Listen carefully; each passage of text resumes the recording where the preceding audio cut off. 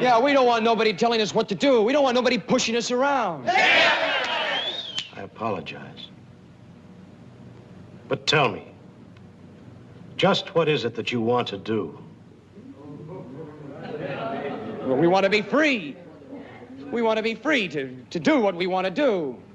We want to be free to ride. And we want to be free to ride our machines without being hassled by the man. And we want to get loaded. And we want to have a good time.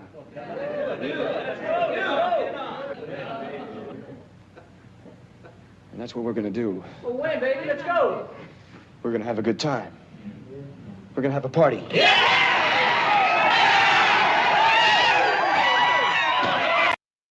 Yeah, we don't want nobody. Okay, we're gonna be free to ride our machines and do what we want. We want to do what we want to do, and we want to get loaded. Yeah, I love that. I hope everybody caught that intro. Yeah, it's from Peter Fonda's film Wild Angels. Wild Angels. Yeah, the Wild Angels, a 1966 film. Yeah. So you may as well watch it. Yeah. So we didn't announce that we were going to go live today. Yeah. We just decided, sort of at the last minute, while we were eating breakfast this morning, that we would go ahead and do an episode, a freedom episode, considering that it's July 4th, 2023. What does that have to do with anything, Julie? I don't know, but apparently it has something to do with something. Something to do with something. Well, so apparently. We are celebrating the freedom of the American people. That goes back 250 some, 30, 40 years, 240 something years. What was it that you were working, and one of your colleagues from out of the country was like, why isn't there any work for the American? Well, so no, we were talking about the holiday that we were that was taking place on Tuesday, and then most of us were taking Monday off. And she's from Ireland, and she says, "What's the holiday?" And somebody piped up and said, "It's Independence Day. It's the day that we celebrate when Will Smith conquered the aliens on the movie screen." Right. Or something like that. Yep. Will Smith and team. Right. Well, so a lot of people talk about freedom, and I think a lot of people forget about liberty. And I think as a libertarian, or a black flag libertarian, not a yellow snake flag libertarian, or a capitalist libertarian, I wanted to bring that up and kind of describe the difference between freedom and put on the chat, by the way. Okay. In case we have people joining us. Okay, let's do that. Nobody yet, but no, it's okay. You don't have to say that out loud. Well, that's okay. Okay, so go on. Well, okay, so I found this on ammo.com, but it's just as good as anything else because they kind of pulled it from somewhere.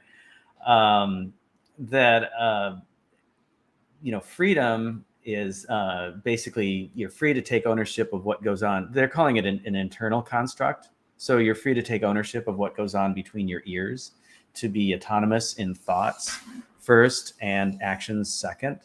Your freedom to act a certain way can be taken away from you. So freedom to act a certain way can be taken away from you, but your attitude about your circumstances cannot, making one's freedom predominantly an internal construct. On the other hand, liberty is predominantly an external construct. It's the state of being free within society from oppressive restrictions imposed by authority on one's way of life, behavior, or political views. So basically what you're saying is, you have the freedom to be a conspiracy theorist if you want, right? Based on what you put in between your ears. You have the freedom to choose, to want to fill up your brain with a bunch of garbage, or you have the freedom to think openly and think critically and analytically and metaphorically about life. And you can get loaded. And liberty is basically the outer influence of that. Well, it's of the your life, right. It's you the know. state or whoever. So liberty is more like freedom of movement, like Liberty, physical movement, well, right? as they say, it's an external construct. So meaning that it cannot be taken away from you. Your freedom cannot be taken away from you.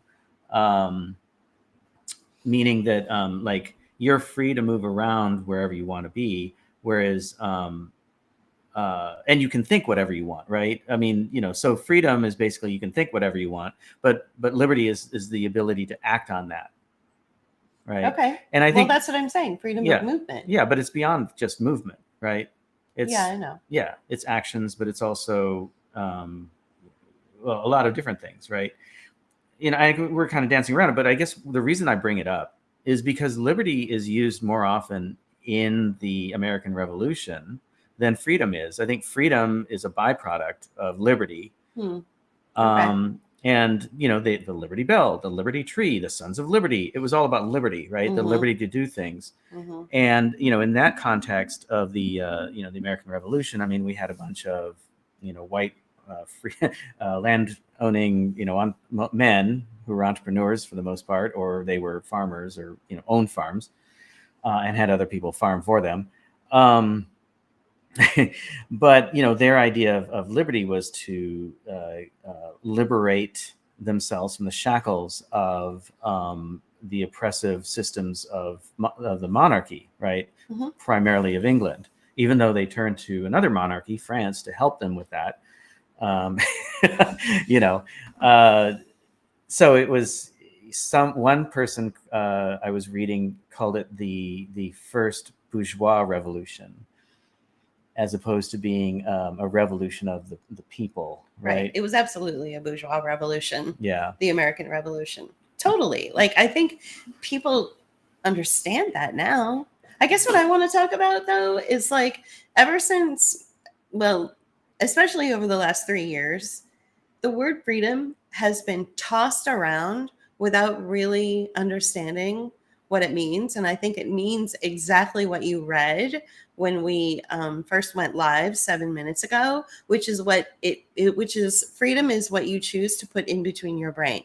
So recently we had somebody that we were connected to on social media, and who'd always, we've never met this person in life. It's doubtful we ever will. But this person decided to unfriend us on social media and sent us a message that said, I've decided to unfriend you, but happy birthday anyway. Yesterday was JP's birthday, but happy birthday anyway. What I'm trying to do is spend more time outside, less time on social media. And so I've curated my connections on social media. And I noticed that the curated people on social media are usually what I consider more reactionary types. They have tunnel vision about what's going on in the world. They take, a one position stance on things. So what this individual chose to do was announce to me and JP that she was going to unfriend us on social media. Now, what we put on our social media pages is our choices, which is like JP puts pictures of flowers and what movie he saw, or I put a picture of, or I might put a link to my favorite band. Apparently she felt that was really offensive and problematic for her. And so she chose to stay and keep her connections curated on social media with reactionary conspiracy theorists. And that's fine. That's her choice. That's her freedom to put whatever she wants to put in her brain. That's her choice.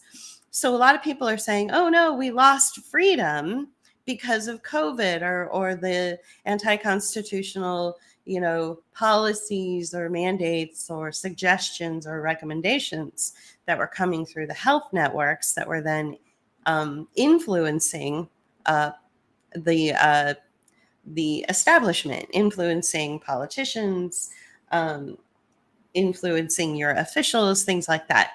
That's not freedom. Freedom is your choice. It's your choice to fill your brain up with conspiracy theorists, fill your brain up with garbage, or to fill your brain up with light, openness, enlightenment, an opportunity to think more existentially or more metaphorically. It's your choice. Those are your choices. That is freedom. You never lost your freedom. What you lost was more power, was more power of your individual and civil and constitutional rights, or your human rights. You lost that power because you basically allowed corporations to come in and influence your local policymakers, all the way down to your school lunch cafeteria or your barista. And you gave that up. And as much as I've been really trying to take the soft touch over the last few years and say, this wasn't people's fault. Everybody's been, manipulated and marketed to for generations. In fact, the founding of our country was a bourgeois revolution that only really cared about the moneyed interests. We've been lied to for hundreds of years, da, da, da, da, da. At some point, the soft gloves and the kid gloves have to come off, and you have to start having these real conversations. So you have not lost your freedom. You never lost your freedom. You can choose to go jump over the side of a cliff without a parachute. You can choose to fill your mind with garbage. You can choose to disconnect with people if you feel that them showing pictures of themselves playing pinball on their birthday is too offensive to you. You can choose to do that. You can choose to listen to conspiracy theorists, and you can choose to engage in hysteria. Nobody ever said that freedom to choose went away. What did go away is your power. Well, and so that's kind of what I want to focus on. I suppose your liberty, right? And you're absolutely, what you said is, when you read that statement from the very beginning, that is what is the key. It's the liberty that has to do more with, and I know I bring it down to freedom of movement, but that's the only way that I can generate an image in people's mind, because lack of freedom of movement meant, okay, locked down, you have to wear a mask, you can't express yourself, which is a form of a loss of freedom of movement, that kind of thing. Now I know it's broader than that, but that's the image that I wanted to articulate in people's minds. Okay. And I think also, the idea of liberty, it's the primary thing behind, say, anarchism too, right? Or libertarianism. They often dissect liberal democracy into two areas: one that's libertarian, and one that's more I don't know, they call it democratic, but democratic meaning, you're looking at it as more like a group effort, as opposed to a libertarian, which is more of an individual effort somewhere in there. But certainly there's collectivism within libertarianism as well. You just cannot be on your own. Even individualist anarchists recognize that. But one thing that I wanted to bring up, and it's a quote that I've been coming across lately for some reason. But Pierre Joseph Proudhon had a magazine or a newspaper called Liberty, and he said on the masthead of that, it says, "Liberty is not the daughter, but the mother of order," right? So liberty brings about order and not chaos, right? Because if you're free to move about, to think, to do whatever, and you have the liberty to do that, you also have the liberty to create a sense of order within yourself, your self-control. You have the freedom to associate voluntarily with others in order to create a system or a society or a group that you want to be with, and come up with your own ways of working with one another to create this sort of, again, I'll use the word society for lack of a better word, that you would like to be in, right? And so you're not having order imposed on you, you're creating your own, you see?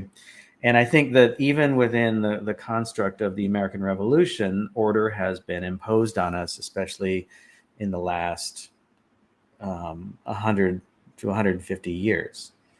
And these rights that were supposedly protected in the Constitution have been whittled away. Rights that basically, from my point of view, and probably yours as well, is we don't need to have rights. Our rights are in part of just being a human, right?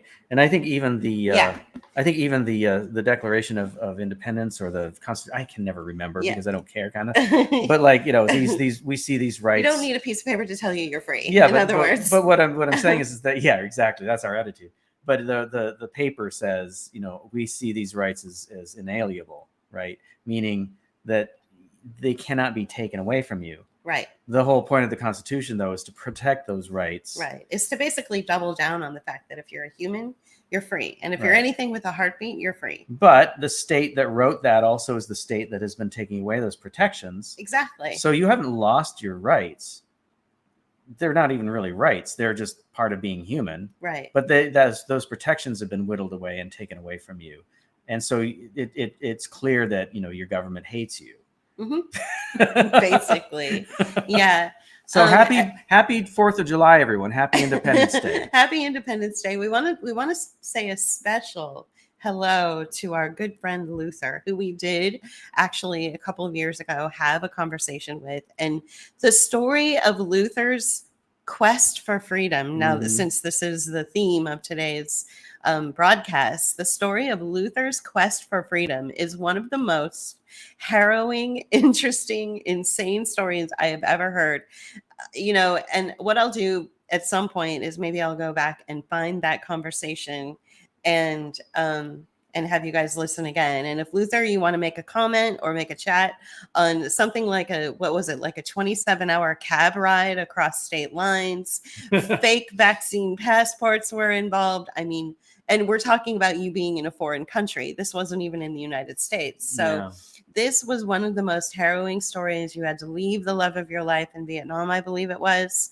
And anyway, I just want to say a special hello to Luther. Luther's been banned on Twitter and nobody really knows why.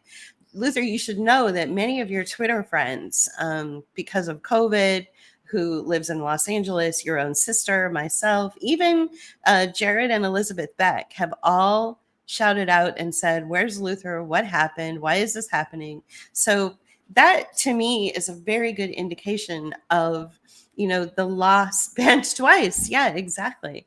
The loss of freedom, the loss of obviously the number one, the First Amendment, which is your freedom of speech.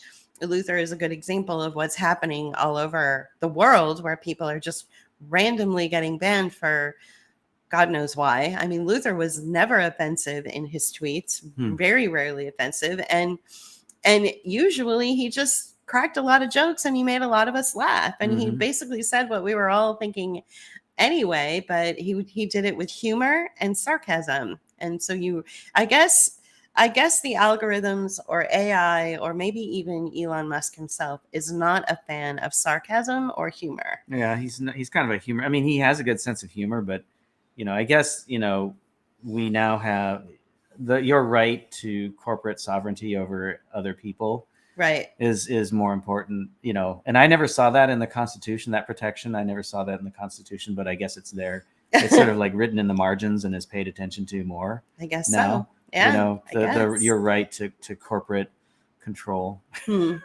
Your freedom to be controlled by the corporations in every venue. Yeah. So I that's why I think it's very healthy to have like a diverse portfolio in your life. So when you're looking for a job, you want to diversify your portfolio. You want to say, I've got, like for instance, with JP, I've got 25 years in, UX, information architect experience, but I am also a painter and I've also been researching AI and I am a very good writer. So he's got a diversified portfolio. Well, I think we should all be diversifying our life. I've got a very healthy presence on social media. I take pictures of kittens and flowers and put up my favorite bands. But I also have my Book of Hours page, which is over here in another section, which is strictly relegated to conversations about kind of what we're talking about today, and also, questioning prevailing narratives, questioning polemics, and things like that, right? So having this diversified life, but then I also have a pretty healthy outdoor social life. For the last week or so, JP and I have spent more time outside doing really fun things to sort of celebrate his 60 years around the sun. It's been really healthy. We get out there, we had a party, we went to the movies, we've gone and seen live music, we've been outside, we walked around in nature, so we have a very diversified life. I think if you it's okay to have a social media presence. It's okay to make your connections online, but you have to have a diversified life, just like you have to have a diversified portfolio when you're looking for work. So, that's what you have to have. And so we want to go into that. And as far as our decision to leave Pittsburgh, which we announced in our latest newsletter, which I don't know if many of you have read yet, but if you get a chance, read our latest newsletter. If you're not on it, if you don't get it on email, you can always go to info@book-of-hours.com. Send us a message and say, hey, I want to be on your newsletter. But we also posted it on all the social platforms like Facebook, Twitter, and Rockfin, all of them. Rockfin even, yeah. Yeah, so you can read some it there. Of the alternative social platforms. Right, and I think is it on our blog too? It's on our blog. It's okay. on Substack. It's everywhere. There is no excuse not to read it. So if you want to read it, you can find it. It's easy to find. Go to any of our platforms and you can find it. But yeah, so we've been living in Pittsburgh now for 5 years. We escaped San Francisco before even the really weird fires that started happening. We caught one fire, and then we caught a couple of weird fires. Yeah, and then the Paradise Fire was kind of weird. Yeah, and then the one in what was that, Lake County? Right. And so when we say we caught them, it's not that we were in the middle of them. It's that we were living in San Francisco when they took place. And so there was a lot of prevailing narrative, sort of backwards thinking, anti-truth language that was coming out of the mainstream media, coming out of, places like the SF Chronicle and Cron 4. Well, no, Cron 4 is Pittsburgh, right? No, that's San Francisco. Yeah. And so, there's reality. We were getting the orange skies. We were getting smoke from fires that were happening north of us. When the wind doesn't really blow that direction, it blows from the west to the east, not from the north to the south. And so we were allegedly getting all this smoke and weirdness from the fires. But we weren't. It was just weird light and some kind of weird, maybe at times in general, like a very subtle, weird chemical smell. Sort of a switch went off and then on. And then it all went away, or it all came in. And so we woke up one morning, it was like someone flipped on a switch and the light had turned yellow or orange. And then a few hours later, someone flipped on a switch and it was back to normal. That's what it seemed like. Mm-hmm. And that's not a fire. Right. That's something else. And we don't know what it is, but it's definitely not a fire. And I think a lot of people in the East Coast have been experiencing that recently. We did here in Pittsburgh. It was as if a switch was clicked and it went away. It was really weird. But we were told that it was fires, even though the weather apps told us it was fog. So, yeah. Anyway, the whole point of what I'm trying to say is we left San Francisco. We saw the writing on the wall. It wasn't the fires that told us. We were experiencing all kinds of issues, from economic to social. Exactly. And we were starting to experience that, what everyone experienced after COVID, who stood up and said, no, I don't accept this. So if you voted in a way that was going counter to the predominant way of voting in San Francisco, the person who voted correctly had the right to come over to you at a party and say that you're bad, right? Right. And to tell you that that you shouldn't have voted that way, and how could you? Right. And we truly believe that your difficulty for years in trying to find work and all of this, and the fact that we lost an income stream and we were really in a desperate situation, we personally believe that it was because you were, like Luther described himself, over the target, and because of your political position, which you've been a little bit vocal about, but not too much. But I No. don't think it even matters if you were vocal about it. I think that there's systems in place. You just through your registration, through your voting registration, Yeah. they can track how you voted and decide whether you are a viable candidate for this job that's coming up. Yeah. And I think that's really how it was done. I don't think that has too much to do with social media. I really think that it was done that way with you. And it got to a point where we were in such a desperate situation that we would have been homeless. We would have had to apply for, Section 8 housing, which takes years, sometimes even decades to get into. And we were desperate. We were running out of money. We were running out of options. We were running out of everything. And we had to basically, do something really, really drastic, like refugees in our own country. When you're a refugee in your own country, or when you're a refugee in general, you are not out there going, oh, yay, I can't wait, la, la, la. It's not easy. You have to choose you have to accept whatever's given to you. And what we were given was a way station that I don't recommend to anyone. Where we live, there are liberal people that won't even come here to babysit our cat because it is so offensive.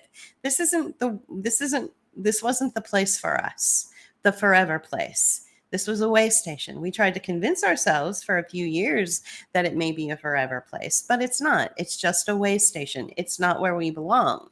There were powers that were unseen, whether you want to call it God, spirit, karma, whatever, that simply told us, here are all the reasons why you are going to hit dead ends if you try to make something here. Oh, you want to open up a community garden? Boom, bureaucracy got in the way and we were threatened. We couldn't even open up a community garden. The people around here don't have anything because bureaucracy gets in the way. You want to do this for yourself. You want to do that for yourself. Nope. Because why? Because there's something better for you out there. So the point that I'm trying to make is that if you're unhappy, and I hate to sound trite or unsympathetic, but if you're unhappy, or even sound like my grandfather, just pull yourself up by your bootstraps. No, it's nothing like that. It's that you have to go through the trials. And for us, living in Pittsburgh has been a 5-year trial. And then before that, we went through a couple of years of a trial in San Francisco. So Pittsburgh was a way station. Yeah. Now, let me back up a little bit because, we don't just haphazardly just go and do things. We do make 5-year plans now and then. So the autumn, the very like late autumn, early winter after Trump was elected, in 2015, we took a retreat on the central coast of California to kind of like compare notes, think about our next moves. We were not of the hysterical liberal set that was going, oh my God, Trump was elected, orange man bad. We knew that, he was, whatever he is, right? A showman. But we didn't, have the same reaction that liberals did because we knew it wasn't going to matter. But we did know what would matter is what kind of action we would take, for ourselves in the next 5 years. And we knew that we needed to do something to get out of San Francisco. We knew that we needed to improve our lives in ways that involved, maybe owning a place or, coming up with a way to have a little more control over our situation. And so we put the things in motion, started looking around. And it was funny too, because, even though we had that plan, we also were open to the kind of what, like you said, like karma or chaos or whatever it is that kind of like puts a spark into your mind, or kind of throws something in your path, and what you choose to do with that obstacle is where you go. How you react to it is how it will affect you over time. Somebody that we were working with, it was getting so bad that we were working as ticket takers and ushers at a theater. Okay. And anyway, so a friend of ours who was working there says, "Oh, hey, look at this!" For some reason, just out of nowhere. And it was a house in Detroit, Michigan. Yeah, it was a house in Detroit, Michigan. That basically didn't exist. It was $60,000. Well, it did exist, but not in the areas that we were looking. But we never found it. Like when we went to Detroit to look for homes, we never found it. Yeah, that's our true. agent was like, "I can't find this place." Right. So anyway, but that got us looking over there, and then that experience led us to looking at Pittsburgh, and that experience led us to moving to Pittsburgh. Right. And there were a series of almost mystical or magical interventions and messaging and signs that took place. Like, for instance, when we were staying in the Airbnb in Detroit, Michigan, while we were looking at houses there was a poster on the wall with my birthday, and it had something to do with wood or Russia. So now we live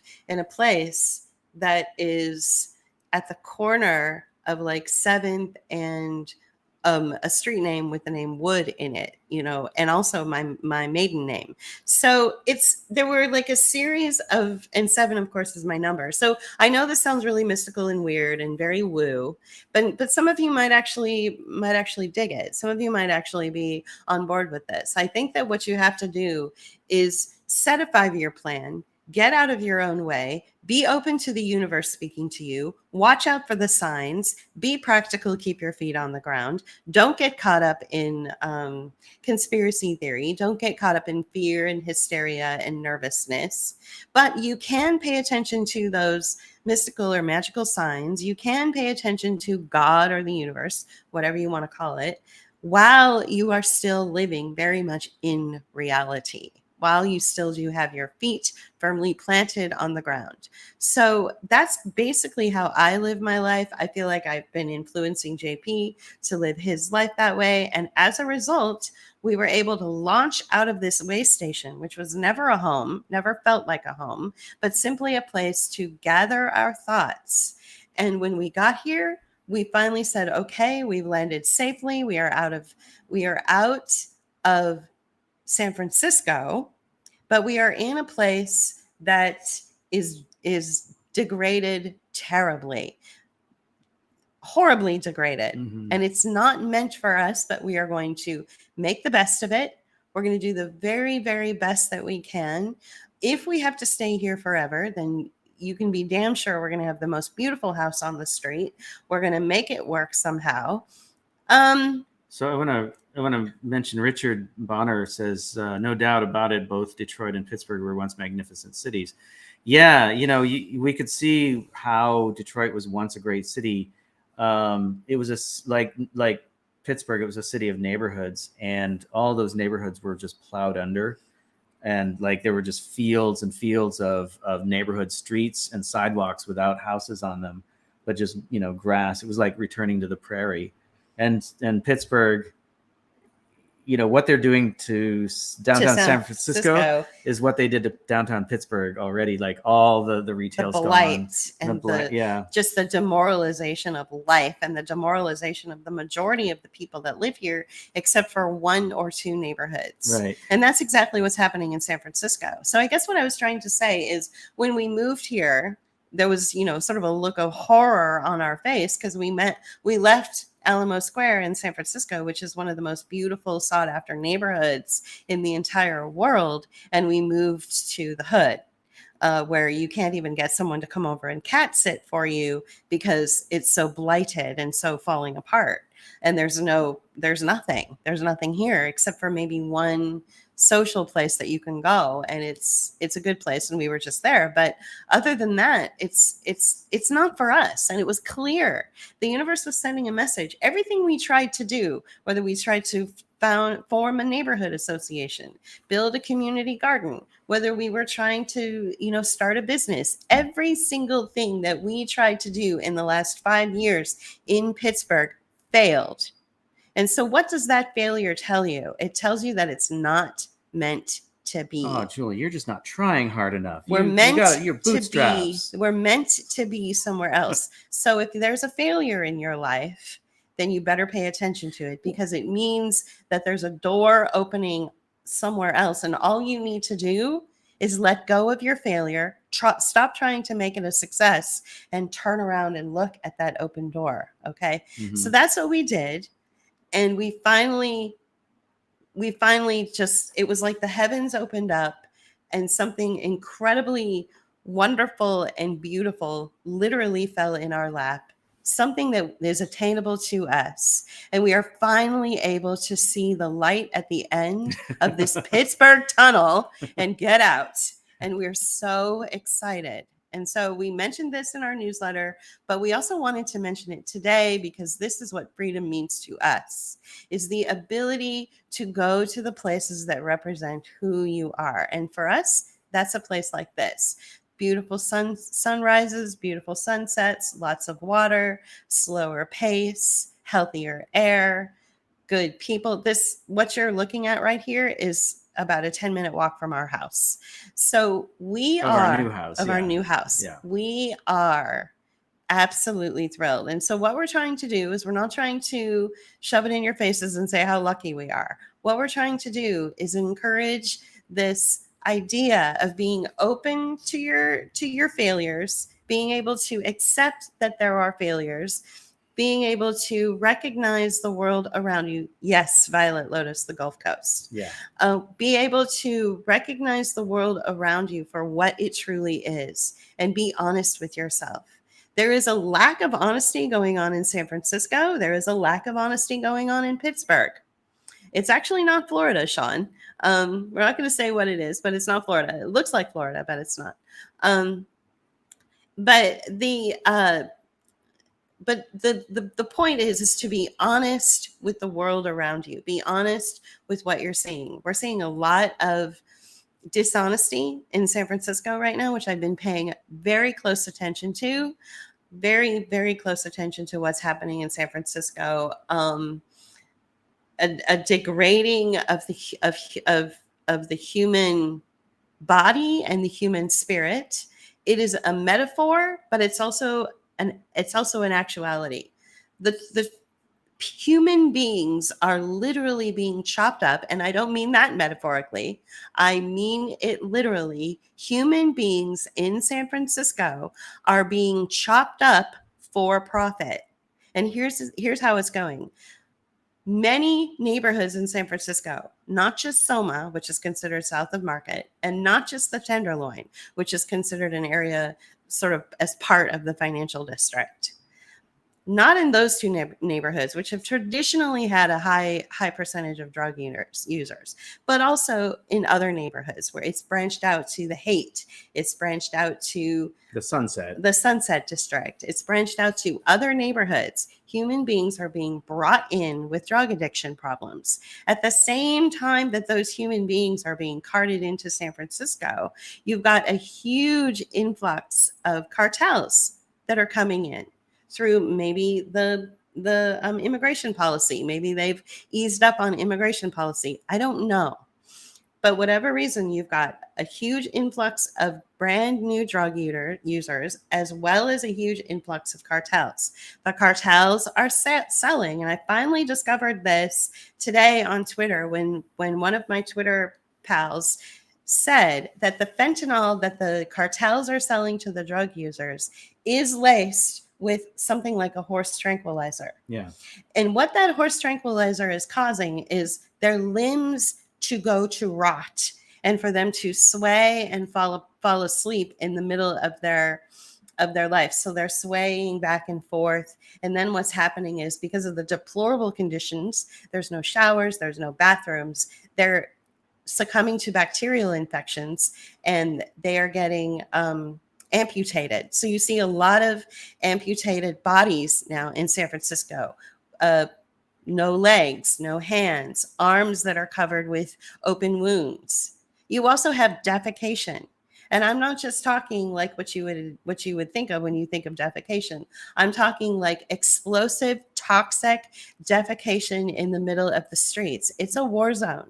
And nobody is willing to talk about this. Nobody is willing to be honest with what's going on. Instead, you've got your exactly, Violet Lotus. That is exactly right. The surgeons are making a mint. So not only do you have these human beings that are prey to the cartels, and the cartels are making money, but then you have the surgeons making a ton of money by chopping them up and fixing them up and then sending them back out into the street. And this is all tied in with something called harm reduction, which is a fake concept that by allowing drug users to do drugs in a safe environment and giving them clean needles, that this is somehow a good thing. And that's not a good thing. So harm reduction sounds good on the outside. It's absolutely disgusting. This is not what freedom looks like. And this is happening in Philadelphia, in Seattle, in San Francisco, in Pittsburgh, all over the place. This kind of disgusting chopping up of human bodies, the taking of human bodies and turning them into profit. You've got your local politicians and your local leadership doing these marketing photo ops, where what they do is they get street cleaners to go in and power wash the sidewalks, throw down some of that astroturfed grass, throw a bunch of high earners in this astroturfed grass, turn it into a block party and say, see, everything's fine. Everything's fine. Look at this. The tenderloin is great. Everything's fine. Well, there was an event about a month ago. This time of year in San Francisco, they have this thing called Sunday Streets. And it's like every Sunday they pick a neighborhood. They close down the streets to traffic and they allow the kids to come out and play in the street. People ride their bikes. People do public yoga, whatever the hell they want to do. Like sounds awesome. Freedom. It sounds like freedom. Mm-hmm. And they advertise it as that. But basically, they did just what Julie just said. I mean, it's sort of like a cultural Marketing. Photo op. Not helping. Mm-hmm. Oh boy, I just lost my train of thought. It's like colonization, right? Mm-hmm. It's cultural colonization from one part of the city to another, saying, "See, everything's fine here. Everything's just okay." But they don't, and these people are the same ones that are supporting. They're denigrating, or they're going after the people who are reporting these things on Twitter or other places and saying that that they're doing a disservice to the poor people who are living on the street. And yet the same people who are complaining about this are doing nothing and saying that it doesn't exist. But JP, technocracy. Yeah. Well, so you see what I'm saying? Like, what we should be focusing on is what's happening. And like Violet Lotus says, it's happening in Boston, where she's located as well. I'm assuming Violet Lotus is a woman. I'm sorry if I have any assumptions. Yeah, if I have it wrong. But so everybody is in every state is going through what San Francisco is going through right now, and yet nobody's talking about it. You've got your influencers leading you down the wrong path. And I just witnessed it in our own alley, like right outside our back literally door. In our own backyard. If we ever needed a sign that it was really time to go, first of all, the cost of living in Pittsburgh has now rivaled San Francisco, believe it or not. Apartment rentals are so expensive. I was in shock when I found out what people pay in rent here. Mm-hmm. Okay, so that right there is like, it's getting to be too expensive for us to live here. Second, what JP witnessed when he came home the other day, literally like practically right outside our backyard. Yeah, and it's it's the thing that, we're all seeing is the person bent over half, like at the waist, bent over, swaying back and forth. And these are the drugs that you've seen footage from Philadelphia, and you see it in San Francisco. They look like zombies. And they look like zombies. And so one of the things that I wanted to mention too is that this particular community that we live in, has been financialized for decades, and especially in the last 10 years. They've been financializing the poor through wraparound services that are applied to people who are in Section 8 housing or assisted living of some kind, or they're on food stamps, if you will. They call it something else now, but that's the best way of describing it. Any sort of assistance plan that is out there, they're then required to participate in these sort of wraparound services that are brought to you by the nonprofit industrial complex. And I think somebody on Twitter, you said something about, it's the nonprofits that are actually making money from this degradation that's going on in San Francisco among the unhoused and addicted. This community itself that we currently live in, most people that we see around our house are living in like halfway houses where either they've come from prison or they were told by the court system that they have to live in this situation because they're in recovery from an addiction of some kind, or they were caught with, narcotics or whatever the case may be, right?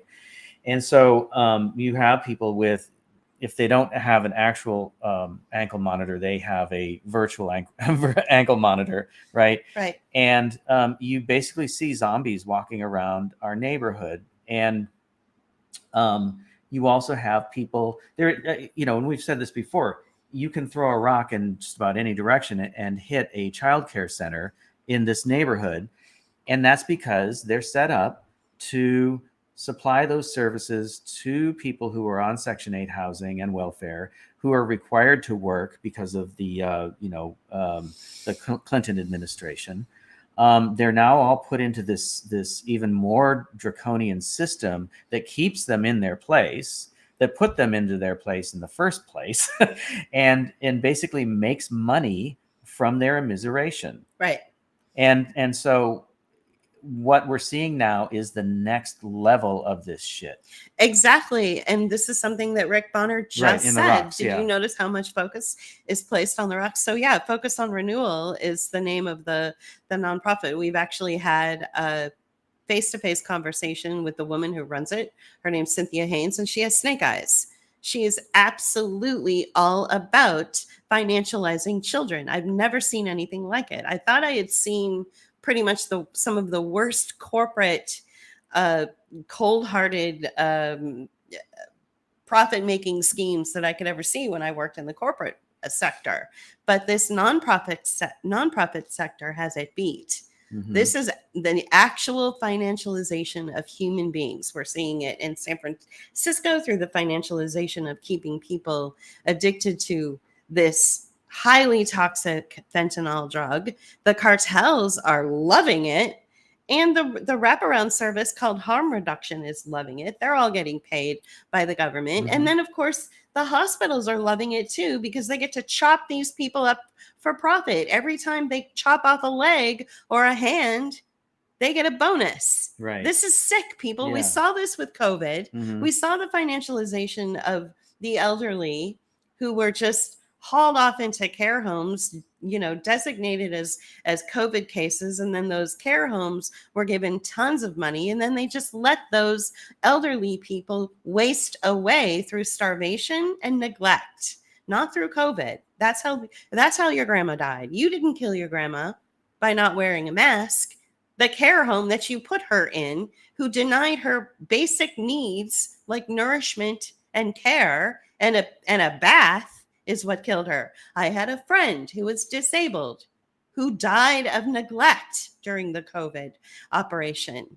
during this COVID operation. So now what you're seeing is, because you let them get away with the COVID operation, you are now seeing a rise in fentanyl addiction. You are seeing a rise in the zombification and the financialization of innocent human beings. You notice that when my friend, he goes by Citizen J on Twitter, this is what he says. He pays $100,000 a year in taxes to live in San Francisco. And this is what he said: "Where do you think my new druggy neighbor is from? I am so excited to be spending $100,000 a year on him when it really goes to the nonprofit salaries." You notice he's not blaming the addict. He's blaming a system that's put in place to keep people addicted. To keep people addicted, whether they're addicted to toxic laced fentanyl street drugs, or whether they're addicted to COVID shots or the medical industrial complex. So, we saw a bill. I have a couple points.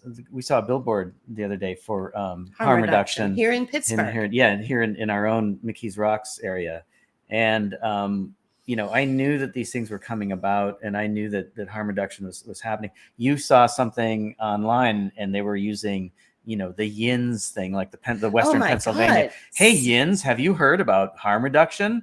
Making it cute, turning it into a cartoon. It was a little pierogi cartoon talking, appealing to Pittsburghers, because Pittsburghers like pierogies, and they like to say the word Yins when they mean you or y'all. Or y'all. It's Pittsburghese for y'all. Anyway, so we saw that, but then the other thing, you were talking about Cynthia Haynes, and we actually turned to her organization before we knew, how evil it was, to help us with the community garden, because we were having trouble kind of like cutting through the red tape and getting somewhere with it. And we brought her out to the site, and we talked to her about it, and kind of made our proposal, our pitch, and you could see the wheels turning around in her head, like, how much can this profit me? And basically what it comes down to, and it wouldn't profit her at all. In fact, it would probably hurt her, because what it was going to do was actually help the community as opposed to keep the community in its current position. Right. So if you start teaching people how to grow food, if you teach people how to start being more self-reliant and also understanding how to work together to help get the community out of its situation, then that is not good for the nonprofit industrial complex that is set up to keep the system going, to keep people in their place, because they don't make money if they don't have anyone to help. Exactly. Right. You teach people how to grow their own organic, healthy food. Nah. Then you stop them coming into the food pantry where there's nothing fresh. Right. The food pantry, is in contract with the nonprofits that are in contract. You see what I'm saying? It has nothing to do with healthy food. It has nothing to do with feeding people fresh food. It has to do with all of these different contracts being renewed every year, as long as there are people that keep wandering into that pantry. So this was not going to help her organization at all. No. So I think that this 4th of July, since the whole premise of this broadcast was to talk about freedom, is to explain to you that we spent 5 years living free in our brain, despite the fact that it was like living in a war zone for 5 years. And when you're living in a war zone, there is no liberty. But we maintained the freedom in our brain, and we maintained the freedom in our outlook on life, because we set another 5-year plan. Once we got here, we had to set another 5-year plan, and we made it. Yeah. We made it. We got here in 2018. We looked around and we said, we can try to make it work. After a year or two, it didn't work. We said, okay, we have till 2023. We gotta move out. We gotta move up. We cannot stay here. If you saw where we lived, you would be like, why did it take you 5 years? Well, there's a number of reasons, but Yeah, you mean you need time to for things to take place. But I think also we needed to figure out where to jump next, Right. and we could have stayed here. I don't like it here, but at the same time, it offered the ability for us, because we're not on a mortgage, we're not paying rent. We bought the place with cash, and the cost of a used Toyota. And it allows us to save money. It allows us to do our work without, a lot of worry about, I do have a full-time job, but at the same time, and that's what allows us to save money, but it also gives us a space and a little bit of breathing room in order for us to do our work. But it's getting to the point now to where the outside is beginning to influence our ability to, or hinder our ability to Live. Yeah. to really feel like we can maintain a positive attitude enough to continue our work. Yeah, it's very, very, very difficult here to maintain a positive attitude. And so what the universe said to us is, then go to a place where you can live more free and feel more liberty. Go there. Yeah. And here, allow me to open this door up for you, because all of the other doors that we attempted to pry open and push open and kick open were simply not budging. And that should be the key right there. Mm-hmm. If you're trying so hard and it's not working, then it's not supposed to work. Recently we spoke to somebody here in Pittsburgh who actually runs like a pizza joint and a bar in a neighborhood in Pittsburgh that's very trendy. And we actually really like this place, even though it's a little run down. And he has just the opposite attitude. And he is going through some of the most difficult times you could ever imagine. He said, this idea that something's easy and that if it's easy, you should go for it or something like that. Mm-hmm. That's not American. The only way that it really works if you're American is if you have to fight tooth and nail and, beat your fist bloody against the wall and fight. And I am totally, you gotta work hard. Yeah. You got to work hard and do it the hard way. And do it the hard way. And I'm just the opposite of that. Just the opposite of that. If it's difficult and you have to struggle and struggle and struggle, and it's just not working for you, then there's a message there. Then you're going down the wrong path. You've got to go another way. So that's what we did.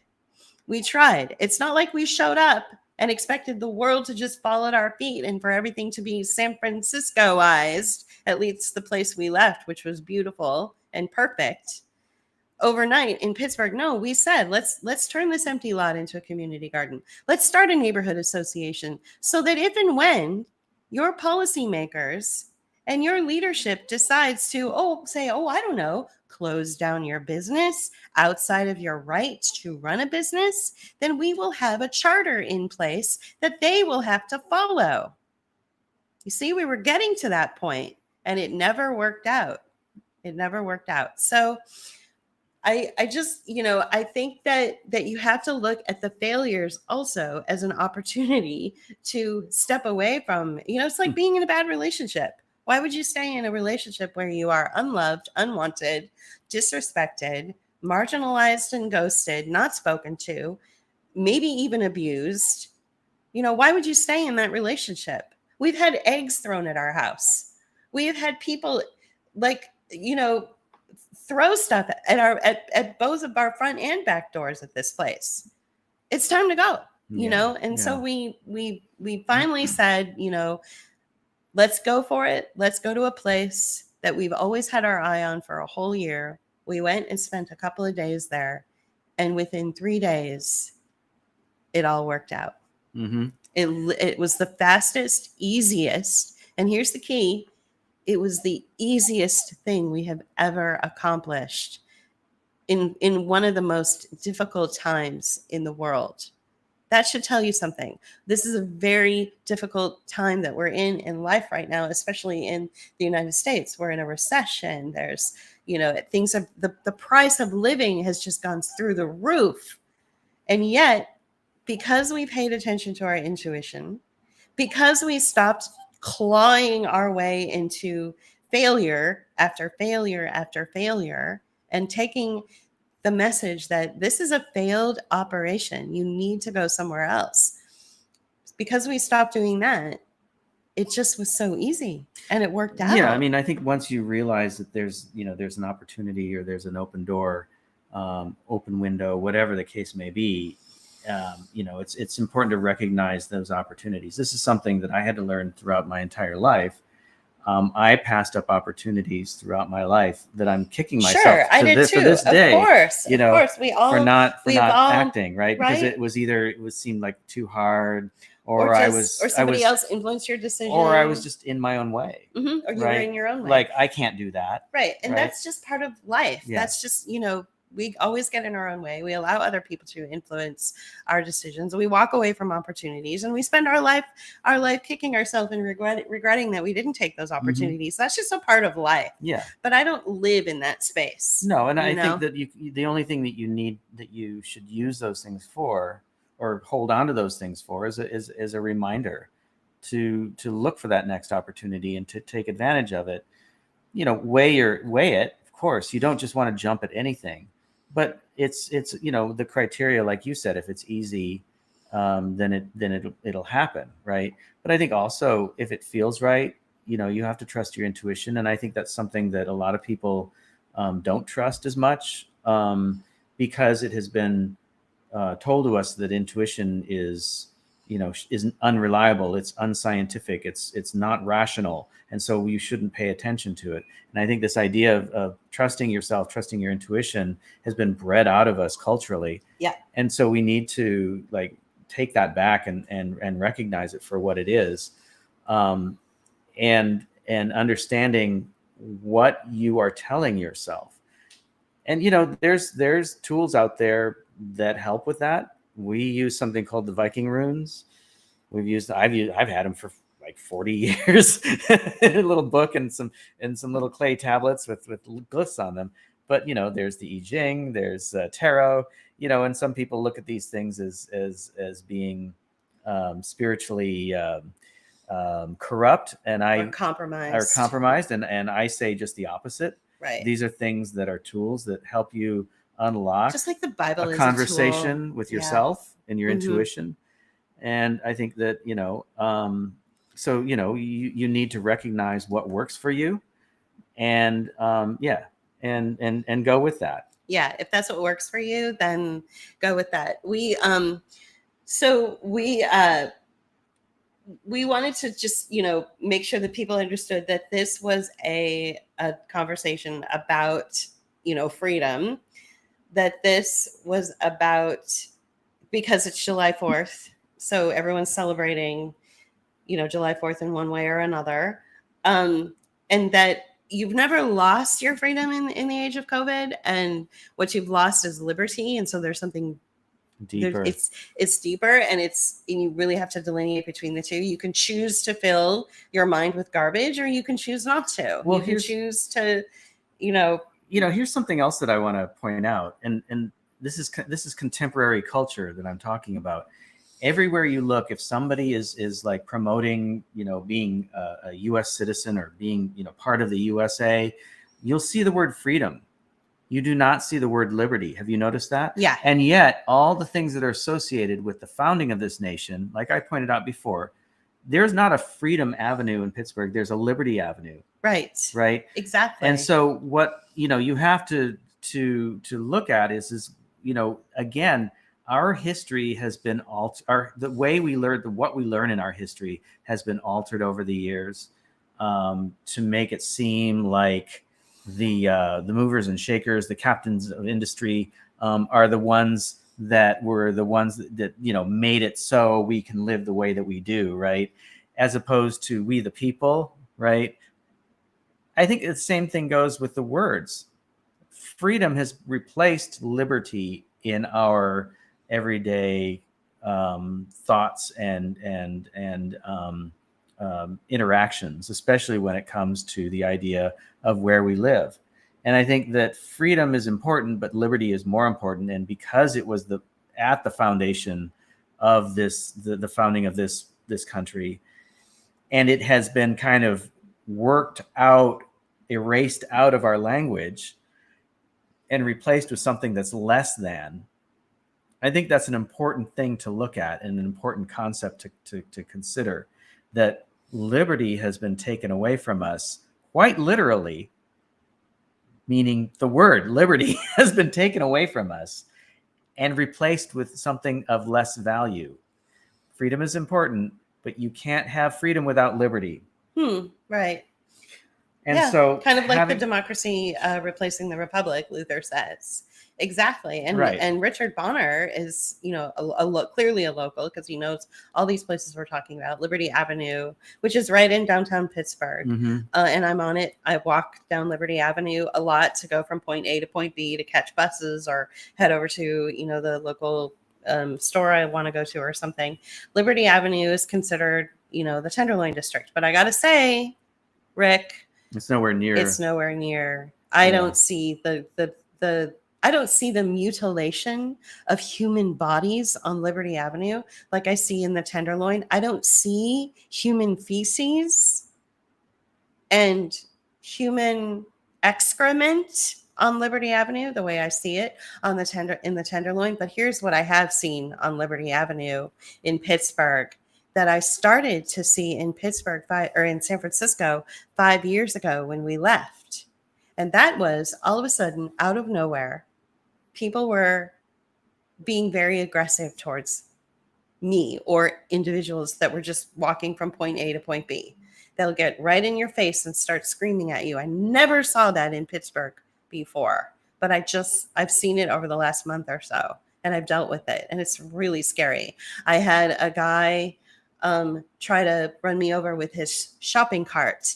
That's the kind of behavior I saw in San Francisco 5 years ago on Market Street, which is considered the Liberty Avenue of San Francisco. They're similar streets. They're like a main thoroughfare, through the district. So I'm just concerned that what we're going to see is a rise of this degradation of human life, sort of throughout our different communities. And it used to be, it's just one neighborhood in one city, but then you can go for many, many states and everything's fine. Well, now what I think is that it's multiple neighborhoods in one city, and it's not just one city in the state, it's many cities in the state representing different counties where we're seeing this rise of this degrading of life. The weaponizing of addicts. And the weaponizing of addicts. Just like Violet said. And then Sean, I know that part of Hyde Street where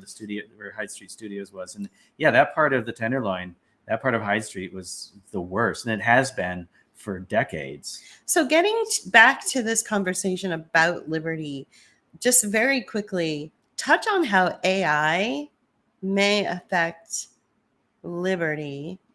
I don't know if AI will necessarily affect freedom, because people will have the freedom to work AI however they want and put in I think that the programs. If we're talking in the context right now, what we're going to probably see is the continuation or the amping up of censorship through AI tools. And I'm not talking about ChatGPT. I'm talking about corporations, or we watched a video the other day. I forget, he was like the Freedom Institute, or I forget what his organization was. For Freedom. Foundation for Digital Freedom or something like that. Something like that. Anyway, he was talking about the censorship industry, right? And how they've been using artificial intelligence to scrape. To scrape. That's right. That's a good word. So they would scrape accounts and analyze them, aggregate them, and find a way to how did he call it? Disambiguate the hashtags and the messaging, and a lot of the things that were being said, in order to suppress those messages or to counter them in some ways by lifting up other content that opposes what was being said on the social media. So this idea that this technology can easily go in and take thousands of accounts, not just 100 or but like maybe even millions of accounts, right? Because of the power of artificial intelligence, to scrape thousands to millions of accounts and content and spin it in such a way to where it gets suppressed and other messages get lifted up. The other thing that we're speculating may, this is actually taking place now, and it has been taking place since like 2016, okay, and more so in the last few years.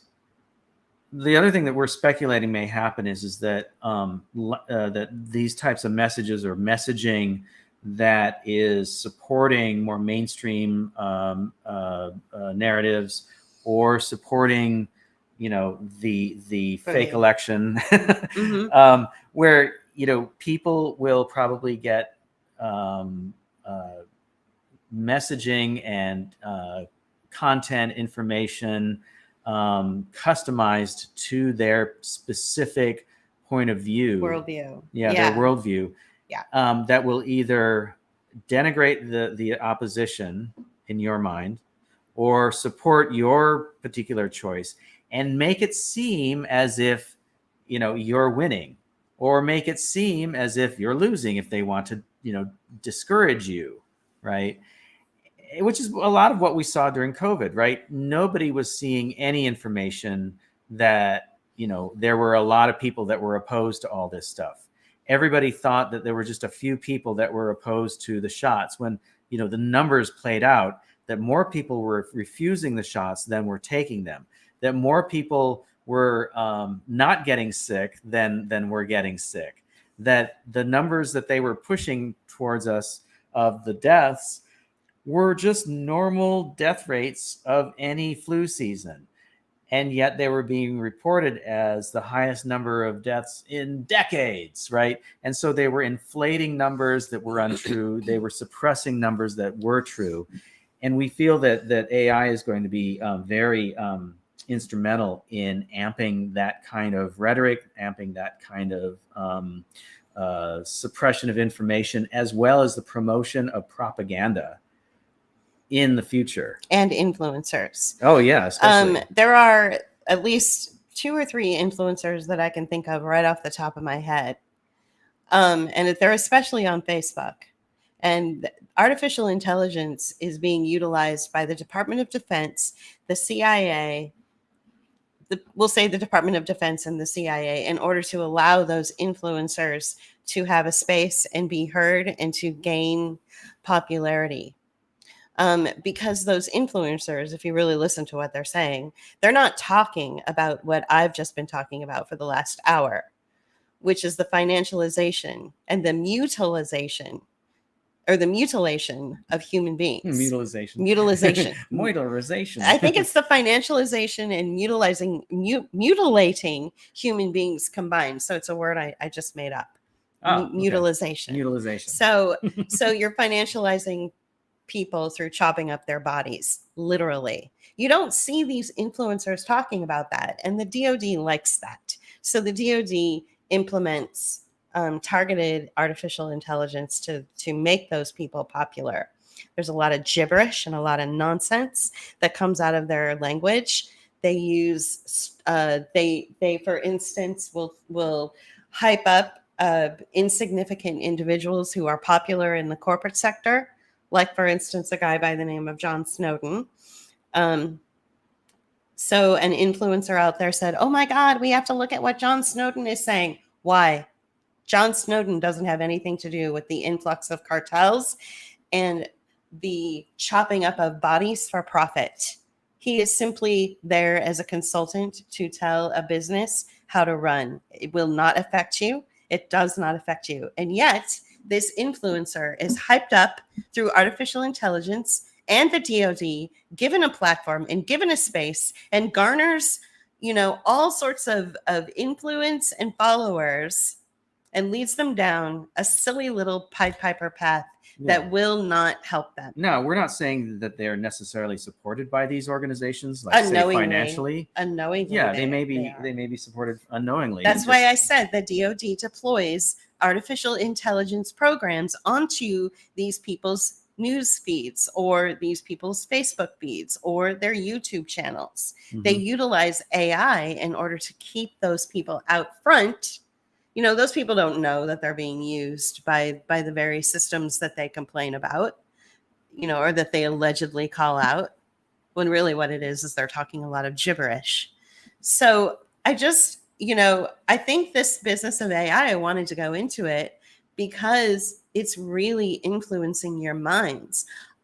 The minds of the individuals who fell for the COVID scam and wore a mask and got a shot are less corrupted and less influenced than the minds of individuals who fought it. Let that one hang in the Mic air. drop. More Right. people who decided to fight the COVID narrative and fight prevailing narratives and allowed themselves to be influenced by influencers who were supported by Department of Defense artificial intelligence programs, which gave those influencers a broad spectrum and basically sucked all the energy out of the room. Those followers have less of their own mind than those people who decided to go for the COVID shot. In my basic, generic, sort of anthropological study of human behavior based on users, I see more people who decided to follow the COVID narrative, living a healthier life, saying things like, maybe I was wrong. Maybe there was a mistake. Maybe I should look into it. Willing to have open discussions. People who decided to fight the COVID narrative and glommed onto a Department of Defense sort of inspired influencer are the ones that say, this is the only truth. And they've become demented in their worldview. So I think that this is the same kind of playbook that took place in the 60s and 70s. So when the new left emerged in the 60s, what we saw in the 70s was a massive splintering of groups, infighting, and wars between different leftist organizations and beliefs. Okay. And it wasn't because the left is just naturally, that way. I think what was happening, and I was a child. I didn't have anything to do with any of this. But looking at it now and looking at it in the past, in the 80s, I know that my phone was tapped because I was living with anarchists. And but I guess my point is that the intervention from the state and organizations like the CIA, et cetera, were placing operatives into these organizations, into these groups, either on college campuses or outside of that, and deliberately breaking them up and starting rumors like, oh, that person is controlled opposition, even though they may not be. Whereas the person that's spreading the rumor is actually an operative. And we saw whether this, they know it or not. There were operatives that were going around and spreading these rumors, right? And there were operatives that were basically posing as Maoist insurrectionists or Maoist groups, going in and taking over other groups to influence them to the point to where they became these weird Maoist leftist groups, and then they would splinter, and then they would just basically disperse, right? And that was the whole point of that COINTELPRO type of approach to the new left. Right. They're doing the same operation to right. the people who were opposed to COVID by putting in either operatives or inserting messaging and lifting up influencers who are probably not quite right in their summarization or their idea of what's going on. You hear a lot of talk about, in the alternative media, like, that's communism that's going on. No, it's not communism. This is a corporate military takeover of your lives. Right. They would rather you say that it's communism and get all upset about that, because it's a bugaboo word. It's a keyword that they've been using for decades to get people all upset. And I'm not a communist. I don't care about communists. I don't like communism as a philosophy, but I do prefer to have labels correct. Right. So this is not a Maoist takeover. This is not a Marxist takeover. This is not communism. This is a corporate military takeover of our lives.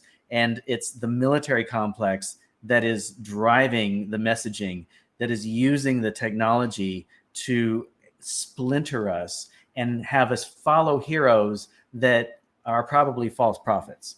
Right. Yeah. And so those false prophets aren't only the ones that are saying, this is communism. Those are not just the false prophets. There are other false prophets who are distinctly saying it's not communism, it's this. Right. And they go off into these crazy fantasies that have nothing to do with the reality of chopping up human beings and, selling them off for profit. And bringing in cartels to sell drugs to them. Right. And bringing in cartels to sell drugs to them, creating wraparound services for the poor, creating systems that are so benign that you don't even realize how benign they are. And yet you still feel oppressed, but you can't quite put your finger on why. Mm-hmm. Yeah. Those people who are not showing you that are being lifted up by DoD programs based in artificial intelligence. This is a known fact. This is called the scraping of user nation, where, not only are those people who are going way down the wrong path are influencing users who think they're on the right side of history because they've refused to fall for prevailing narratives coming out of CNN, have refused to stick their arm out for a shot. So they get stuck in these other type of, avenues that take them down the wrong path. But they're also scraping. I think I heard the number was 859 million users were scraped. And on Twitter. On Twitter alone. And of the 859 million users, 2 million were just taken down. Like it was like think of it as war. The Department of Defense deployed a wartime program called AI to target 859 million people. And of those 859 million, 2 million died. 2 million were killed dead. Luther Beckett being one of them. Just killed. Right there in user nation. Okay. Then you've got the media, which is doing its job saying, it was just a few thousand people, a few thousand conspiracy theorists that were taken down. No, it was 2 million people. If not 200 million. Or 200 million or something like that. Yeah, that I can't were remember the exact killed. Yeah. MIA. Killed in action. Yeah. Right there on Twitter. So we have a problem with artificial intelligence being deployed by the military to lift up your favorite influencers. That is what's happening. Well, and they're using this. So, we talk about hypernormalization, how two opposing messages come out of the same office of propaganda, right? And what they're doing now is they're not even generating the propaganda.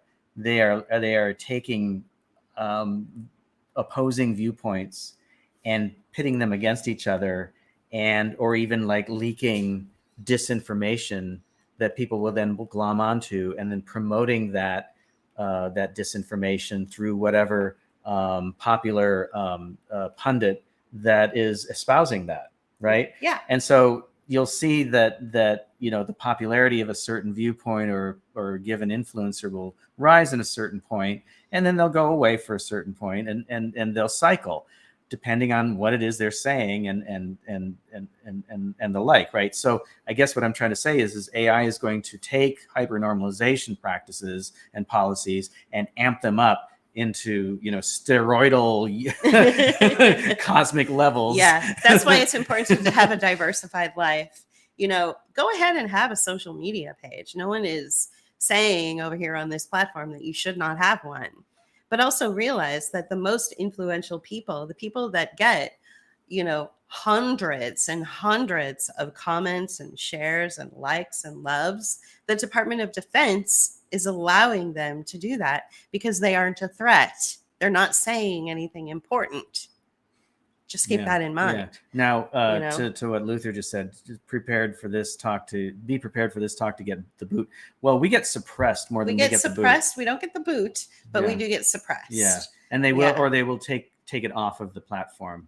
Right. So sometimes it'll get taken off, but mostly we just get suppressed. Like we have a lot more followers than they say we do. Exactly. Right, and then our message just doesn't get out there. Right. It just dies off. So yeah.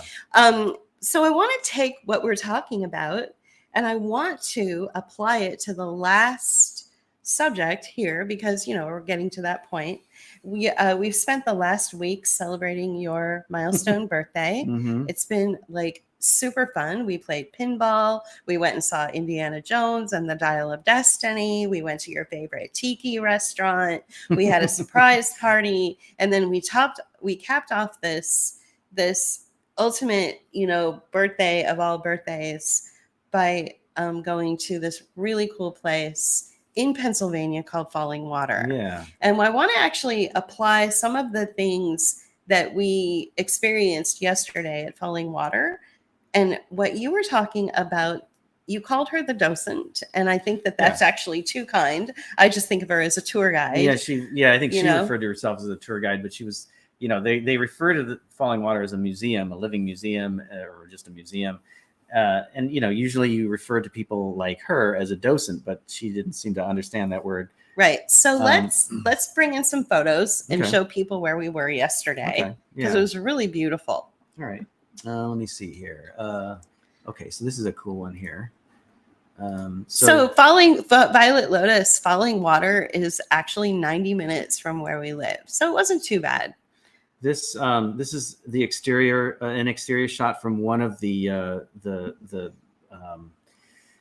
what would you call them? They're like these landings that are outside. I forget what they call them exactly, but and so this house was designed by Frank Lloyd Wright in the 30s. It was a let me give you a little context. So this was a landmark tour de force in modern architecture, but also in technology. They did some things there that nobody had ever really done before. Like, and I don't know if I have a photo here of it, but there was a cantilevered cover, like a roof or like an awning that was made out of poured concrete and reinforced concrete. I have pictures of it. And it was like steps, and it was above us, and there was no real support that you could see. It was the support of the concrete was itself.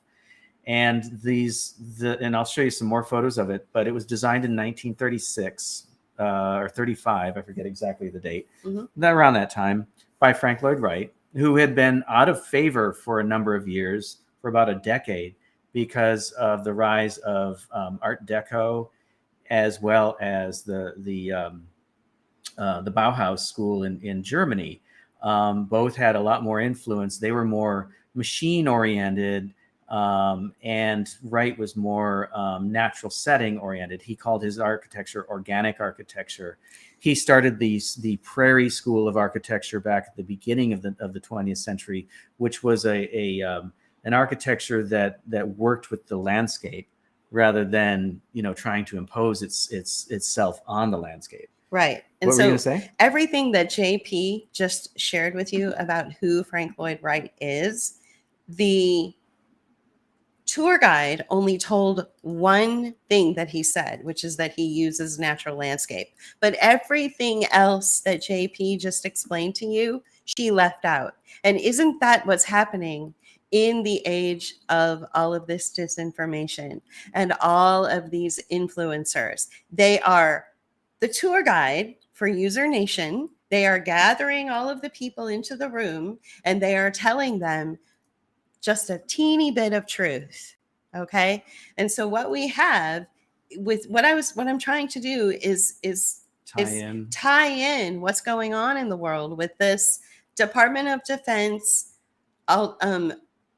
automated algorithms, or this artificial intelligence that's lifting up the tour guide of your life on social media, and apply it to how the tour guide was leading 12 people into sort of wrongthink. And JP, this entire tour that we were on yesterday of this vacation home that Frank Lloyd Wright designed, JP was off to the side under his breath correcting her.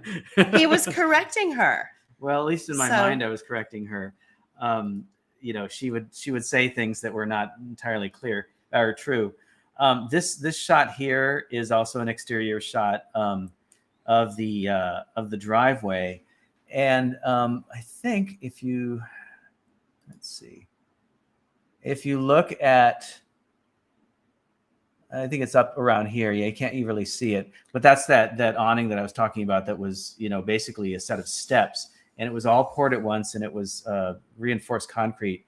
And you took a bunch of Western Pennsylvania guys from the sticks, or maybe even Pittsburgh, who had never really done anything like that, and they kind of balked at it, but they did it anyway, and it worked, and everybody was amazed. Right. They didn't want to take away the supports because they thought it would tumble. Right. But it worked. And what else did you say about Frank Lloyd Wright that the tour guide sort of got wrong? You said his personality was a certain way. Oh, well, she mentioned that. She talked about how he was a big personality, and that, I know this from just knowing about him, that, he was, he didn't, she mentioned him being a kind of a big personality in the way, in minor ways. Like, for instance, the man who commissioned this house to be designed had to go to Wright's headquarters in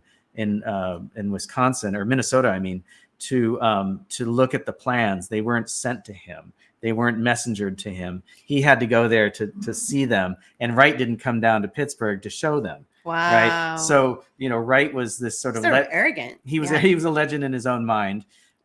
Even though he was a legendary, very famous architect. He had been out of favor. This was his first commission in 10 years. And it was at the suggestion of the family's son, who had actually heard of him, worked with him a little bit, and suggested that the family have him, hire him or commission him to design this house. Now, we're always going on about the bourgeoisie. These people were, in fact, the bourgeoisie. So absolutely, this is their vacation home. Yeah, this is their vacation home. One of the things that there was a couple of things that she actually got wrong architecturally. Like, for instance, something about the ceilings. Well, there was one. She was talking. There was a couple of things. This room that I'm showing you right now is the first floor interior. And they called this sort of the party room. And again, this was a summer vacation home, so it wasn't like a regular house. It's a small place. It looks larger than life when you see photos of it and you hear about it. It's legendary, and it's something I've wanted to see all my life. But it's a small place, and that's the thing about Wright, is he did not generally design large spaces unless they were to be used commercially, like in the case of the Johnson & Johnson headquarters or the Marin Civic Center. Mm-hmm. So this room, and again, the tour guide left all of this really important information out because she doesn't. Know. She doesn't know. Well, she should know. I know she should. It's her responsibility to know. Okay. Well, anyway, so I'm not making excuses for her, but this room that we're looking at, and we've been looking at a couple shots of this, the ceilings are very low. Julie took a shot of me holding up my hand, and I was like maybe inches away from the ceiling at its lowest point. No, you could have palmed the ceiling, but you weren't allowed to. Right, exactly. You weren't allowed to touch it. This skylight here is probably 7 feet high, and that's like the highest that it gets in there. Yeah. Maybe 7.5 feet. Guys, I'm 5'2", and I can touch the ceiling. Well, okay. Yeah, I don't know about that, but no, it's true. Some parts of it. And okay, so anyway, but the thing is that she said, oh, he designed this ceiling to be really low because blah blah blah. Well, I said to her, well, that's the way that Wright designed. He designed that way. Most of his houses have low ceilings. It's because of the Prairie School of Design or Architecture that he founded and he designed. It came out of a school of architecture or design called the Craftsman period, the Craftsman design, which also used small cloistered rooms, low ceilings. And this was his interpretation of that, and he stayed with it all his life. He designed rooms that were intimate, that were autumnal, if you will, in their feel. Even though this house was a house of summer outdoors, the color he chose for the interior here that you can see in the ceiling, there were two colors in the house. One is this color, and the other is sort of a red brick color that he called Cherokee red. That was his signature color. This color was called autumn sumac, or no, it wasn't autumn sumac. It was the philodendron. Right. So in the springtime, the philodendrons are white or something. But as the weather gets colder, the philodendrons turn into this kind of warm, orangey, peachy color. And so that's what he used for this home. And of course, the flowers are all over the property. So yeah, because they're actually native to this part of Pennsylvania, and I think they might even be the state flower. So here's another shot of the house. That's a gigantic. Like the biggest thing in the room was the hearth. It was a gigantic hearth, and all the fieldstone and sandstone that was used to build this house was quarried locally, and it's from the property itself.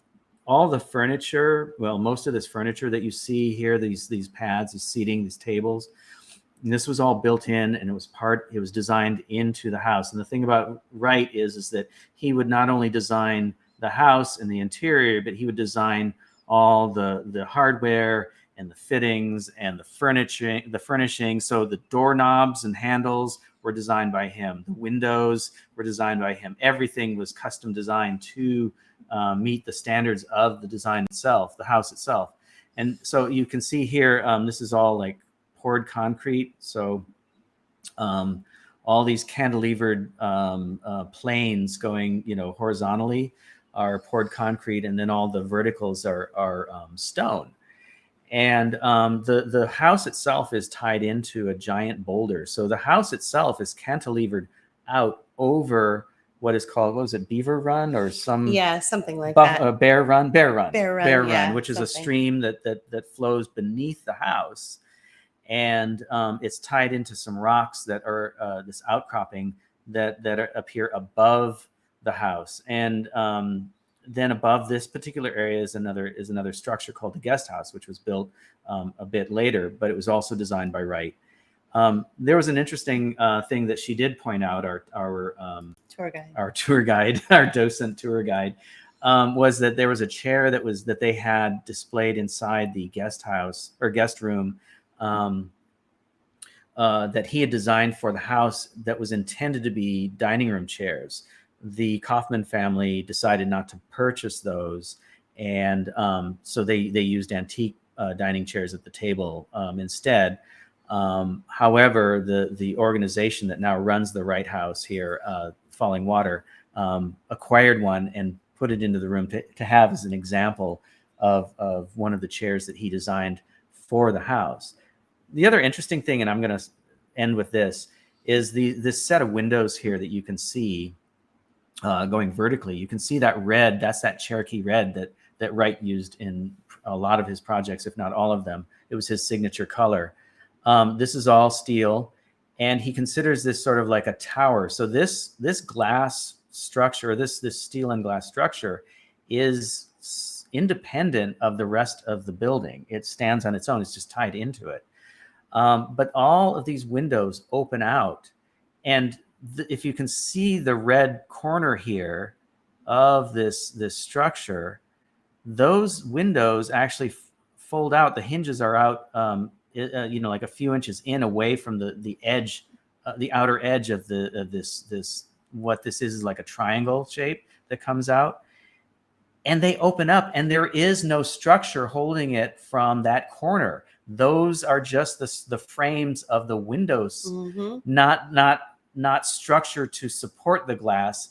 It just is, it's the window, and it folds out in its old thing. And so basically what happens is when you open them up, you have a free and clear view of the run and the forest that's around it. So what he was doing was bringing the outdoors in and the indoors out. Exactly. And providing views of the nature that surrounds this house. Right. It kind of reminds me of Jenga or whatever, the way the windows opened and how that staggered. It was just so beautiful. And you weren't allowed to take a picture of that from the inside, but take my word for it. When she demonstrated it, it was good. So I guess what I'm trying to do is, you know, I thought this would be a really good example of, you know, showing you how an influencer, somebody like a tour guide who basically has 12 people who are following her around and are listening to everything she's saying, believing everything she's saying. And she's only telling half truths,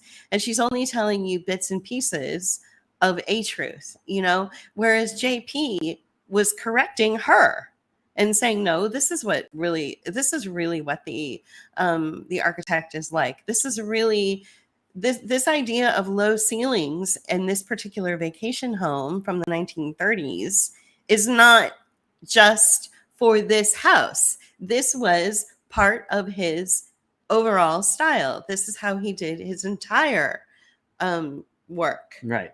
Yeah. So he had to correct her. So there was one last thing. But she ignored what I said. And of course she ignored it, you know. And so that's what I'm trying to say, is that we are being influenced by tour guides who are telling a little bit of truth here and there, but ultimately leading you into a wrong perception of things.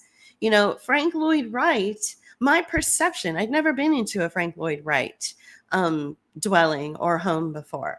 My perception of him my entire life, and I'm 52, has been that his buildings were larger than life, that the rooms were wide and spacious, and that the ceilings were tall, and that it was, you know, postmodern or mid-century, which is that it was something separate from nature.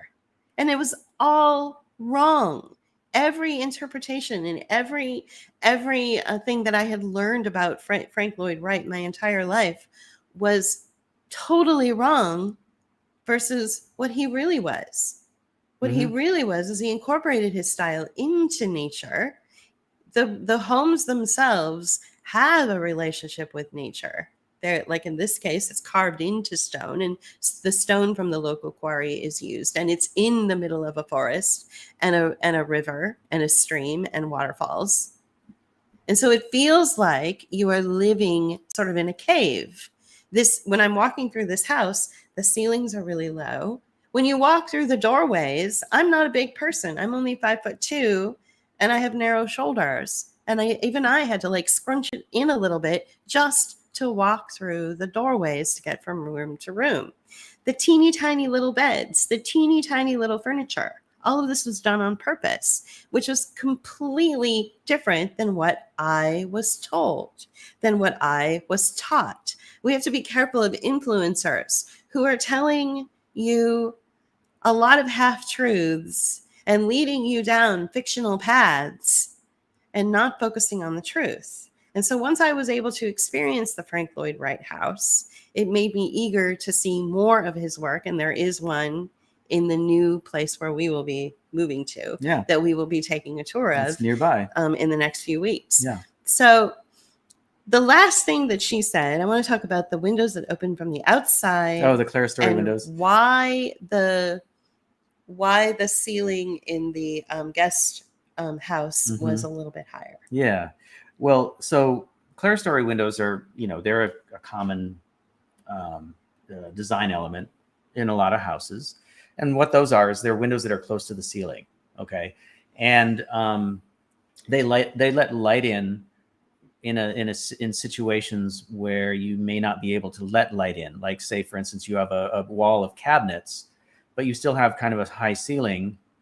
And so you can put clerestory windows there of any height in order to allow maybe ventilation and or light. Okay. In the guest house, the ceiling was higher than it was in the main house. And the reason for that was that Wright wanted to let light in from the other side of the house. So from both sides of the house, going, from the width direction, right? On the one side, there were big, tall windows that were almost like the full length, the full height of the room. On the other side, there was a wall and then clerestory windows. Now, the reason for that is that it was mounted into a cliff, and there was a rock face that went up about 3/4 of the height of the room. And so in order to let light in on that side, he had to raise the ceiling higher than what he would normally do in his designs in order to incorporate those clerestory windows to bring light into the room. So he also considered the space of the room that would be occupied and the people in it, as well as the surrounding areas, so that he could you could incorporate nature, you could incorporate light, you could incorporate air and the feeling of the outdoors into the structure itself. The mistake that she made, or the thing that she said that was kind of incorrect and kind of stuck with me, was that yes, these particular clerestory windows had to be opened from the outside because of the way it was set up.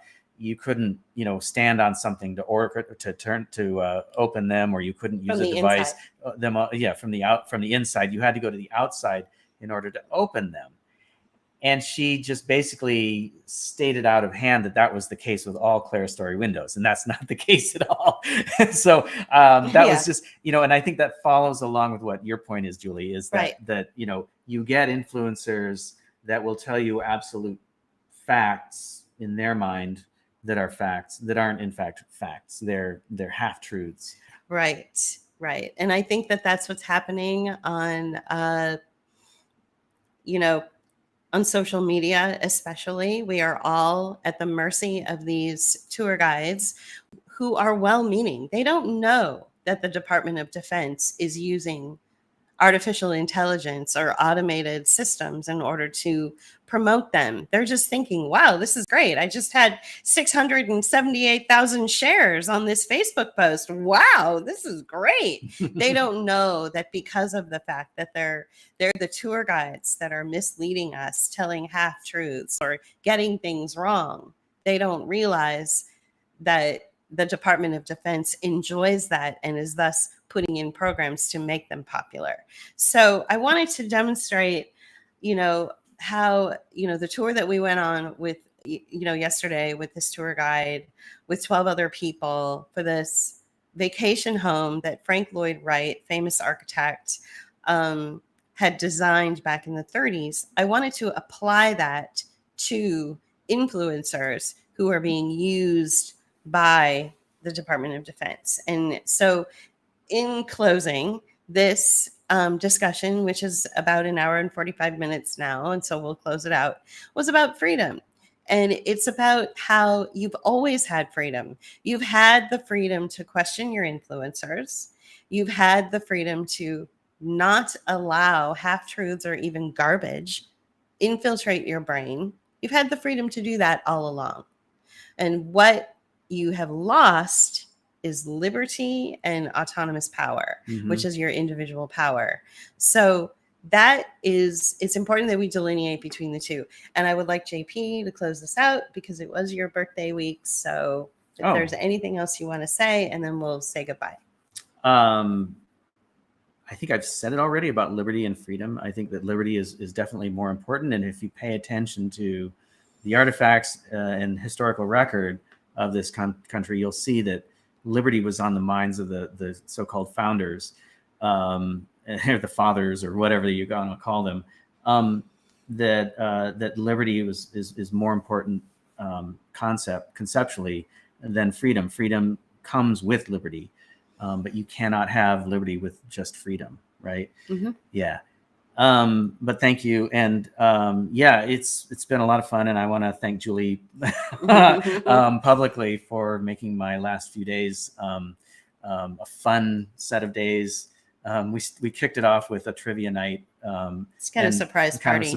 We were planning to go to trivia night, and we had a couple friends that we've met through Book of Hours show up who were locally. But then some other friends that we know in the neighborhood showed up as well and wished me well. And it's been a lot of fun this weekend. I was able to take yesterday off and go to a place that I always wanted to see, and was really happy to finally go see it. Yeah. There's been places that I never thought I'd ever get a chance to see. This was one of them. And I'll say Monticello in Virginia, Jefferson's home, was another one of those. That's when I believed more in Jefferson than I do now. But, I think that these spaces, they reflect the people and the culture they come from. And that's both good and bad, right? And so they're important, not because somebody had them commissioned and had them built. I would not have liked the Kaufmans at all. But I do appreciate what they brought into the world. And I'm not sure how I would have gotten along with Wright. Yeah. I might have been a buddy, but I probably wouldn't have been a close, but he was friends with a lot of artists like like Diego Rivera and people all over, right? So probably would have run in maybe the same circles had I been a contemporary of that time, if I was famous enough. I don't know, but I guess what I'm trying to say is that it's important to not pay attention to the people behind them as much as the spaces themselves, because they represent a zeitgeist or a period of time, whether that's a positive thing or not. It's important to go to places like on the central coast of California, like Hearst Castle, because it allows you to see how one set of people were living during a period of time when most people were scraping by. Right. It's important. And this is another example of that. This was built in the Depression. Exactly. So you got a chance to see how the bourgeoisie were living. Now, this place is much more simple than the Hearst mansion on the central coast of California. But at the same time, the ability to hire somebody to build a place for you that meets your specific requirements and needs and desires is during a period of time when most people couldn't afford to eat. I know my grandfather had to hunt and fish to feed his family, Well, this guy was building out a vacation home for his family. Right. So, so these things inform us in ways that may not have been in the original intention. So it's important to pay attention to them and understand their context of when they were built, how they were built, who built them, and who was behind them. Yeah, exactly. And it tells the story. And I think that if you want to apply that same thought process to the founding of the country and the founders, you can. They were building out colonies while individuals who were allegedly fighting for freedom were starving to death and not getting their commission. Right. Yeah. We can talk about that another time, but yeah. So it's the same thing. These kinds of things keep repeating themselves, right? So anyway, I guess that's it. I was just catching my breath and waiting for, so anyway, well, thank you for joining us this morning. It's now, it's almost noon here in the East Coast. I'm glad everyone joined us. Thank you for your comments. We really appreciate that. And, and I'm glad that people, know about some of these things, and we share some common ideas and histories, and so we really do appreciate you out there. Once I want to just like kind of iterate before we sign off is that we talk about influencers and people. We want to just make it clear that a lot of the things that we say are things that we believe, the things that we intuit, and these are things that we speculate on. But then there's other things that we know to be true or real. I don't know if I believe in an actual truth, but I do know that, there are things that are correct and things that are incorrect. Right. And if they are incorrect now, if the things we say are incorrect in the future, we believe them to be true or correct now, and we can always be proven incorrect. Right. So things change on a dime every day. It's basically what you're trying to say. Yeah. The narratives change. The truth changes every day. And if you live in a fixed space, then you're not doing yourself any favors. You've got to diversify your thought process, diversify your life. That is the sign of freedom. When you have a mind that is open to diversification of different ideas, different concepts, when you learn from your mistakes and you learn from your failures and you move on into better spaces. Yeah. I think that's basically coming full circle back to where we started. Exactly. Okay. So that is freedom. Okay. Thanks for joining. And thank you, JP, for your insightful discussion around the Frank Lloyd Wright House. Yeah, the Falling Water in Pennsylvania. Falling Water in Pennsylvania. It was awesome. Well, thank you. And thank you for the last few enjoyable days. My pleasure. Okay. Bye, guys. All right. Bye-bye.